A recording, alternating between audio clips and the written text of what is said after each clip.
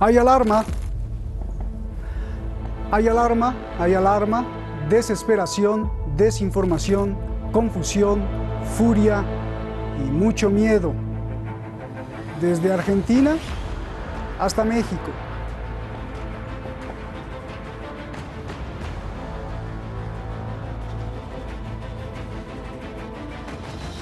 América Latina se ha convertido en una de las fuentes de enfermos y muertos por coronavirus más grandes del mundo. Esta noche trataremos de responder a muchas preguntas que están poniendo muy nerviosas a las personas. Soy Roberto de la Madrid y esto, Detrás de la Razón.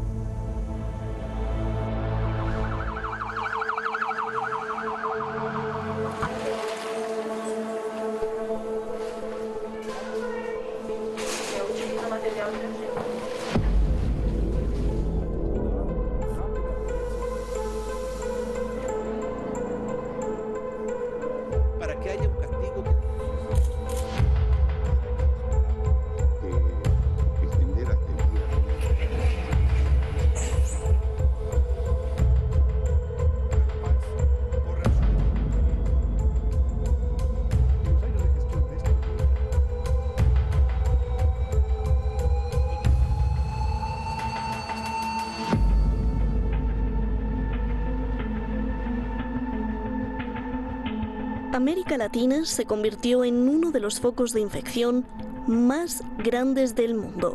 Más de 2,5 millones de contagiados de coronavirus. Y sigue subiendo. Y además, sin contar los millones de test que no se han aplicado.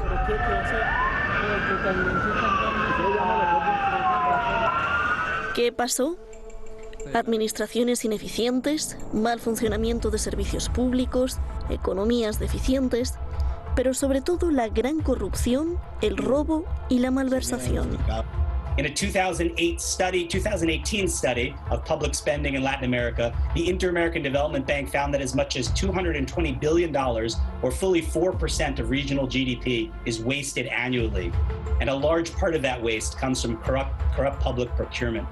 Los únicos países que cumplen con una inversión óptima en salud para la OMS son Costa Rica y Uruguay, con el 6% de su PIB.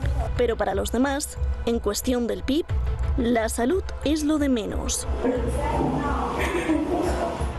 En muchos países ha habido incluso protestas, tanto por la atención médica como la desinformación, hasta por las medidas de cuarentena.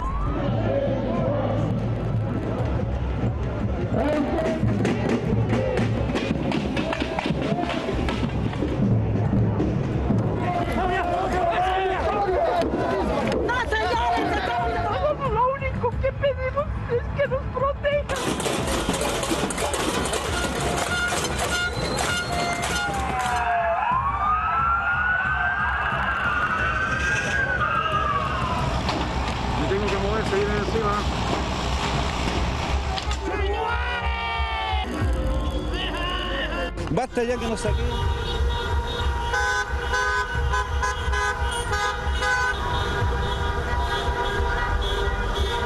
El Fondo Monetario Internacional pronostica que la economía de América Latina y el Caribe tendrá una terrible contracción de 9,4% para este año a causa de la pandemia de COVID-19. El Producto Interno Bruto latinoamericano caerá en más de 5 puntos, comparados a la catástrofe económica del crack de 1929. No obstante, la recuperación de Estados Unidos, China y Europa le darán una oportunidad a América Latina, que si la aprovecha, se recuperará y crecerá rápidamente.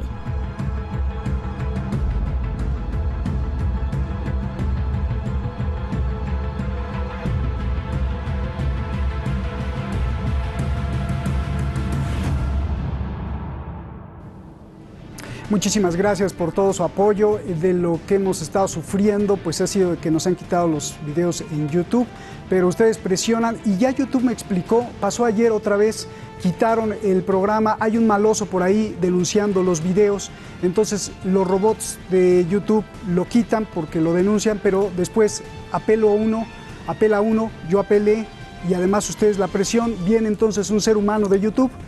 lo revisa y lo devuelve. Ya pasó ayer, ya lo devolvió, así que me explica YouTube que si usted ve que se desaparecen los videos, no le preocupe, regrese en 1 o 2 horas y ya estarán otra vez ahí. Es para, pues porque hay estos malosos que le digo ahí denunciando los videos, pero vamos a ganar seguramente.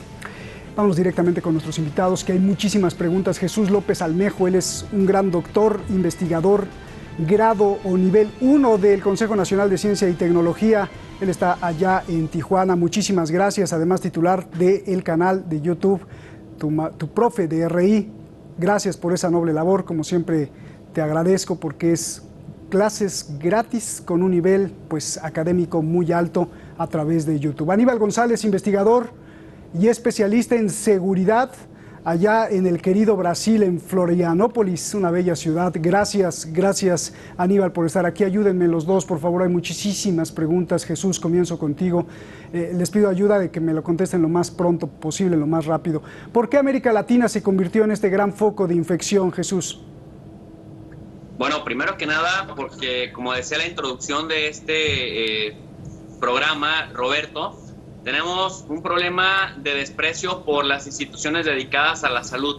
Los sistemas de salud no están lo suficientemente financiados. Por otro lado, no están lo suficientemente monitoreados para evaluar que la poca inversión o el poco presupuesto que se les otorga se aplique realmente para lo que se destina. En segundo lugar, entonces, estaríamos hablando de la corrupción. Además de que se les destina poco, cuando se les destina, no siempre el dinero que se les proporciona al sector salud en materia de gasto público llega hacia los supuestos beneficiarios, lo que te explica entonces que del universo de personas aseguradas por parte de sus gobiernos, realmente es muy mínimo el porcentaje al que le llegan servicios de salud de calidad. Y en tercer lugar, Roberto, también las poblaciones en América Latina somos víctimas de las empresas transnacionales coludidas con los medios de comunicación y con gobiernos corruptos que nos permiten que nos alimentemos o que nos incentivan a que nos alimentemos de comida chatarra, lo que trae como consecuencia temas, comorbilidades como hipertensión, diabetes, tabaquismo, obesidad. Y bueno, esto lo menciono porque es relevante para el caso de México, por ejemplo, está siendo determinante en el impacto al número de muertes. Hasta el 71% de las 27,000 muertes por COVID-19 que oficialmente se han reconocido hasta el 30 de junio del año 2020, hasta el 71% tenían estas variables de impacto o estas variables intervinientes: hipertensión, obesidad, diabetes y tabaquismo. Por lo cual, sí está siendo un factor determinante, querido Roberto. Muchísimas gracias. El junk food, la comida chatarra que tú dices, la que no sirve. Aníbal, gracias por estar aquí. Un abrazo. ¿Cuál fue el error o cuál fue el punto clave para ver hoy tantos infectados en América Latina? Buenas noches, Roberto. Buenas noches, Jesús. Buenas noches, audiencia. Los errores fueron muchos, Roberto. Latinoamérica toda estuvo ya antes del COVID, ya estaba pasando por una economía totalmente quebrada ya prácticamente, antes de que entrara el COVID. Con la llegada del COVID, indudablemente, se agravó más la situación. Lo que decía Jesús, totalmente estoy de acuerdo con él, 100%. Los gobiernos no se dedicaron a atender la parte sanitaria de cada país, de cada nación. Eso pasó siempre a un tercero o cuarto lugar en las pretensiones y en los proyectos de gobierno de cada gobernante. En algún caso, excepción, por ejemplo, Costa Rica, Uruguay, que es mi país de nacimiento, Uruguay, siempre fueron muy dedicados al cuidado esencial de la salud de la población. Por eso, ese resultado que tuvo Uruguay, 900 contaminados de casi 3 millones de habitantes y una cantidad de 27 fallecidos. Costa Rica también, 3.200 y pocos contaminados, con creo que 16 muertos o algo muy cercano a eso. Poca cantidad. Eso refleja indudablemente dónde hay un buen servicio de salud y dónde no lo hay. En la potencia como Brasil, por ejemplo, que debería de tener la mejor salud por el potencial como potencia latinoamericana, debería de tener una salud totalmente optimizada, no la hay. Nunca la hubo y no la hay. Razón por la cual estamos muy cerca de Estados Unidos en cantidad de fallecidos y contaminados y vamos camino a la misma cantidad de Estados Unidos, ¿eh? Entonces, en relación población, Brasil con Estados Unidos, por ejemplo, Brasil está encima de Estados Unidos, porque Estados Unidos tiene 300 y tantos millones de habitantes y Brasil tiene apenas 210 millones, 211 millones de habitantes. Entonces ya Brasil va por encima de la cantidad, si se quiere, en relación contaminados y muertos. Bien, gracias a los dos. Ahora sí, vamos con preguntas muy difíciles. Jesús, ¿qué le va a pasar a América Latina? Los pronósticos son como la gran catástrofe de la recesión de 1929, cuando los estadounidenses, alguna abuelita estadounidense me contaba que solo comía papas o patatas o zanahorias. ¿Qué va a pasar a América Latina, Jesús? Pues mira, querido Roberto, no tenemos una bolita mágica para adivinar el futuro, pero a la luz de los datos que tenemos ya disponibles y a la luz de lo que ha sucedido en los últimos meses, me llama mucho la atención que revisando cómo era hace un mes, es decir, cuando empezó junio, el mes de junio del 2020, Brasil solamente tenía 22,000 muertes, México tenía 7,000, pero en el mes de junio, tanto en Brasil como en México, se dispararon, ¿no? En el caso de Brasil se triplicaron, llegando casi a los 60,000 muertes. En el caso de México, estamos hablando nada más de datos oficiales. En el caso de México, bueno, pues ya casi tenemos 30,000, ¿no? 27,000 y piquito, pero estamos teniendo reportes de muertes de un promedio de 700 a 750 muertes por COVID-19 todos los días. Si la cosa sigue en esa tendencia, vamos a tener un verano muy catastrófico porque, por ejemplo, el doctor Hugo López-Gatell ya había anunciado desde marzo de este año que íbamos a empezar a experimentar un descenso en el número de muertes y también de contagios hasta finales de agosto, pero por las características de un país como México, que es algo que también ya están empezando a experimentar Colombia y Argentina, que también son países extensos en términos de territorio, y Brasil principalmente, es la pandemia en sus diferentes regiones, con sus diferentes temporalidades, llegando a los picos de la misma en diferentes momentos, con lo cual van haciendo que los gobiernos reaccionen de manera, pues ahora sí que regional o subregional.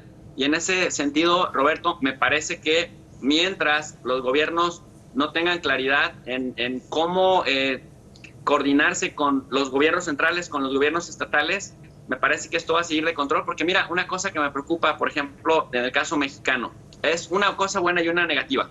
La cosa buena es que tenemos una tasa de recuperación muy alta.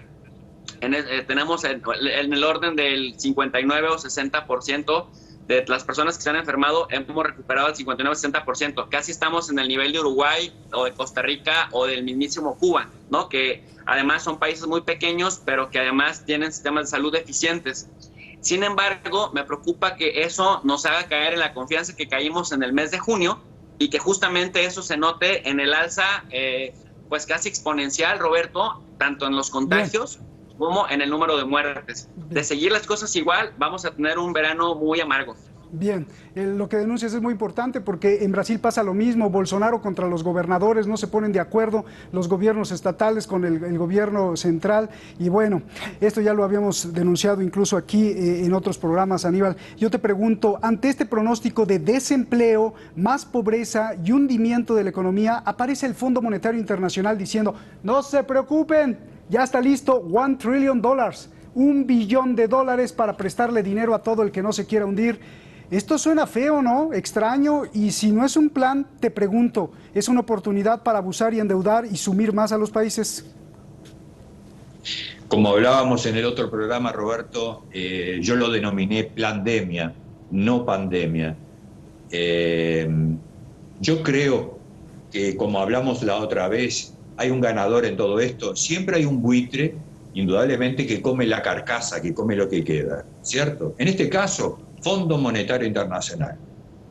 Todos los países sumergidos ya que estaban en Latinoamérica ya están pidiendo préstamos, sobrepréstamos ya adquiridos anteriormente para poder paliar un poco la situación. El problema, Roberto, es que esos gobiernos no tienen la seriedad, por decirlo de alguna manera, o el compromiso con la población de que ese dinero vaya a dar exactamente a quienes lo precisan realmente. Aquí tenemos, por ejemplo, más de 14 millones a 16 millones casi de mini empresarios, pequeños empresarios, que es una persona que trabaja con su carrito vendiendo hot dog, alguien que vende fruta, sorbetes, helados, en fin, una empresa de una persona, las pequeñas empresitas. Hay 14 a 16 millones, que esos hoy no están trabajando. Si le sumas a la desocupación general del país, tenemos 33 millones más o menos aproximadamente sin trabajar. Entonces, si ese dinero que viene del exterior llega y va para las multinacionales, va para las grandes empresas, supuestamente para salvar ese poderío económico que dice que le puede dar mayor cantidad de mano de obra al país, es un engaño. Bien. Porque en realidad quien alimenta la economía interna de cada país es el pequeño empresario, es aquel pequeño. Hay un error ahí. Los grandes solo no perdieron dinero, ellos dejaron de ganar dinero. Tuvieron un paréntesis, no vendieron más nada, pero ellos no perdieron dinero, Roberto. Entonces, que vengan a decir ahora, sálvennos porque estamos en quiebra, mentira.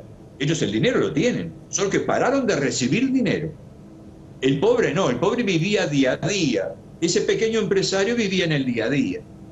Y el Fondo Monetario Internacional, atrás de todo esto, es el gran pulpo, es el que se va a comer a todos los pequeños países. Bien. Argentina, que ya está...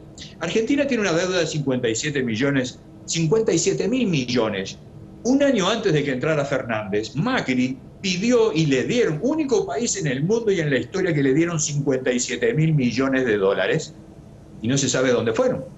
En un año, Macri desaparecieron 57 mil millones de dólares. Entonces, eso es lo lamentable. Pues ahora lo tendrán que pagar los argentinos. Bien, déjame ir con Jesús. Ya se nos acaba el tiempo. Rapidito, Jesús. Mira, esta es una gran pregunta. Me escribe mucha gente, youtubers, analistas, profesores. Por ejemplo, Roxana Isabel Corna, de Argentina, me dice con mucha preocupación dos cosas. Que lo que está pasando es un plan perfectamente diseñado para imponer una dictadura general, un régimen total de control, desde una vacuna, una tarjeta de identidad, una cartilla de vacunación, creo que la tarjeta está azul, allá en Argentina la quieren usar, hasta una moneda electrónica. ¿Qué piensas de esto? ¿Es posible o imposible y por qué, por favor? Y tengo otra pregunta más, Jesús, dale. Bueno, me parece que esto se presta mucho para la especulación y para las teorías de la conspiración. Lo que sí y hay que tener mucho cuidado, sobre todo los que hacemos análisis académicos, tenemos que tener mucho cuidado en poder discernir y diferenciar la teoría de la conspiración para vender pues cualquier cantidad de información a quienes tenemos que basar nuestras investigaciones en datos duros y en contextos con análisis en perspectiva, Roberto. Porque lo que sí hemos visto, lo que sí nos consta, lo que sí hemos podido ir verificando, y eso es lo malo de la investigación científica, digamos, en las ciencias sociales, que vamos detrás de los hechos, ¿no? Vamos colectando hechos que ya sucedieron, pero no desarrollamos la prospectiva. Pero a la luz de lo que ya hemos podido ver y hemos podido ir confirmando, en efecto, las fronteras del Estado westfaliano han regresado, el control de los estados por encima de otros sectores han regresado, y si lo vemos desde una óptica marxista, también es cierto que la burguesía internacional, las grandes corporaciones multinacionales han sometido a muchos estados para que a través de ese férreo control del Estado que ha incrementado puedan realizar cosas como lo que se hizo en Colombia, desgravar el IVA y que la gente se amotinara con el riesgo de que aumentaran los contagios, como efectivamente ya pasó. Y esta obligación, Roberto, de reabrir las fronteras en América Latina cuando todavía no se tenía nada controlado, como le pasó a México cuando desde Estados Unidos se le empezó a obligar, pues mira, tenemos que se han triplicado las muertes y los contagios en tan solo un mes, después de que se había venido haciendo un trabajo de confinamiento ejemplar. De pronto, ¡pum!, llega junio y de alguna manera, por seguir las indicaciones del capital, tenemos este semidesastre que ya empieza a hacer una pesadilla para julio y para agosto, Roberto. Bien, bien. También, Jesús, desde enero Donald Trump dijo que Argentina necesitaba mucha ayuda y si bien hay deudas, me pregunta Roxana Isabel Corna, ¿por qué Donald Trump quiere apoderarse de Argentina? El mismo presidente Fernández de Argentina hace unos días criticó la decisión de Trump de apoderarse del Banco Interamericano de Desarrollo para romper al Mercosur. Dame 30 segunditos de esto, por favor. Bueno, primero porque Trump está en una óptica electorera y quiere mostrar músculo, porque recuerda que la creación de un enemigo común al exterior cuestiona al interior, y ese es el mensaje que le quiere dar a sus votantes, que tiene control en todas las regiones del mundo, peleándose con la OTAN, peleándose con Irán, peleándose con China y mostrando músculo en América Latina. Y el Mercosur había sido, en términos de comercio, el otro significativo, de tal suerte que tiene un supuesto aliado como Bolsonaro, y anteriormente era al revés. La izquierda progresista estaba gobernando Brasil, ahora la derecha más recalcitrante, la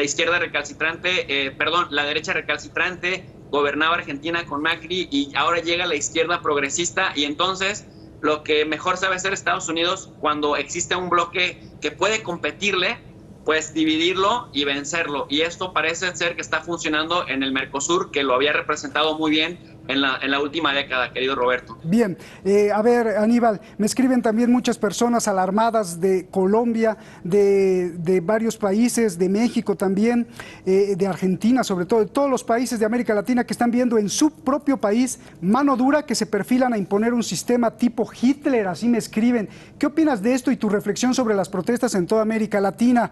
También tengo otra pregunta, así que si la puedes contestar lo más rápido, por favor. Sí, Roberto, ya habíamos dicho de que los levantamientos sociales en Sudamérica habían comenzado unos 4 a 5 meses antes de que llegara el COVID. El COVID llegó, aplacó a todo el mundo preso en las casas, y se acabaron las discusiones. Ahora vuelven a surgir nuevamente, poco a poco, cuando se va levantando la cuarentena, y vuelve a ocurrir lo mismo. En este momento, si no me equivoco, se está reuniendo Bill Gates y su mujer Melanie y otras personas, en la cual están tomando justamente esa decisión de formar un gobierno mundial y el aspecto de las vacunas generalizada a nivel mundial. Deja mucho que pensar. Como dice Jesús, no vamos a entrar en el tema de la conspiración, del armado, pero sí sabemos, y yo creo que Jesús puede o no estar de acuerdo conmigo, y tú, Roberto, sí sabemos que hay algo muy grande atrás de todo esto. Oye, Aníbal, Aníbal, perdóname, me escriben también de Brasil y de Chile preguntando, ¿dónde están los muertos? Aquí estamos bien. Para esta pregunta es muy importante tener que considerar lo siguiente, la percepción. Yo digo, por un lado es posible que 4,000 muertos en un país de decenas de millones pues no se perciba o ni siquiera conozcas a alguien que haya muerto por la proporción con el total de la población. Por otro lado, es posible que se esté exagerando o peor, que se esté escondiendo la cantidad real de muertos, ya sea por un uso político o porque ni siquiera hay los test necesarios para saber quién tiene y quién no. Dime tú que eres investigador, Aníbal, ¿dónde están los muertos? ¿Hay más de los que son? ¿Hay menos de los que son? ¿Los exageran a propósito o los esconden a propósito y los disminuyen? En cada caso, ¿por qué? En cada caso, ¿por qué? Por favor, tienes 30 segundos, nos vamos porque se acaba el programa. En el caso, Roberto, de los cadáveres de los desaparecidos sabemos quiénes son. Sabemos que son la gente de bajo recurso, pobres, totalmente fuera de la protección del Estado. Esos son los muertos que hay. Hay muertos reales, sin duda, Roberto. Lo que no podemos nosotros desde aquí manejar la cifra, si es real, si está inflada o si está no contada la realidad de la cantidad de muertos. Pero sí, en base a todo esto, sabemos que en Estados Unidos inclusive no se estaban contabilizando los muertos que morían en las casas de salud, de asilo de ancianos. Y aquí estaba aconteciendo lo mismo. Indígenas no sabemos cuántos han muerto. No van a contarlos uno por uno a la selva de la Amazonia. Entonces no sabemos cuánta cantidad exacta real de muertos hay en el país. Les agradezco mucho por esta visión tan completa, tan general, y sin duda el público de América Latina, que son muchos millones de hermanos, se los van a agradecer. Jesús, un abrazo, gracias por su labor. Aníbal, gracias. Nuevamente yo le repito a usted lo que le he venido diciendo sobre este tema. Si se pone nervioso, se le bajan las defensas, y si se le bajan las defensas, se enferma. no solo de coronavirus, hasta de una diarrea. Entonces, no se ponga nervioso. Ya sé que es muy difícil. La solución que yo le propongo es, si no puede manejar el estrés, pues empiece a agradecer, ¿sí? A agradecer todo lo que tiene, sea poco o mucho, no importa. Tiene ojos, y si es ciego, pues entonces tiene oídos. Y si no tiene ni ojos ni oídos, bueno, tiene conciencia o tiene la oportunidad para amar. Pero muchos de nosotros estamos completitos. Hay que agradecer. No desperdicie esta oportunidad. Cuando piense en eso, se le va a quitar el miedo. Buenas noches.